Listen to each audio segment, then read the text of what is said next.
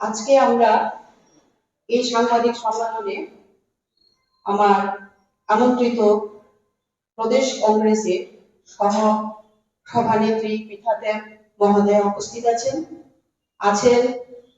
প্রদেশ মহিলা কংগ্রেসের সভানেত্রী সর্বাণী ঘোষ চক্রবর্তী মহোদয়া।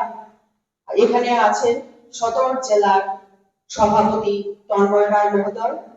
এখানে আছেন রাজ্য মহিলা কংগ্রেসের সহ সভানেত্রী সুভদ্রা চক্রবর্তী মহোদয়া, আর আছেন সদর জেলার মহিলা কংগ্রেসের সাধারণ সম্পাদিকা সুমনা সাহা।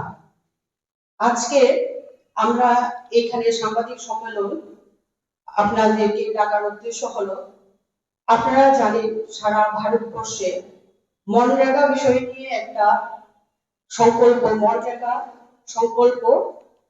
মনরেগা বাঁচাও সংগ্রাম একটা অভিযান চলছে। তো আমরা ভারতবর্ষের সর্বভারতীয় মহিলা কংগ্রেসের সভানেত্রী অলকা লম্বাজির নির্দেশে আমরা সদর জেলা মহিলা কংগ্রেস আজকে একটা সম্মেলন ডেকেছি।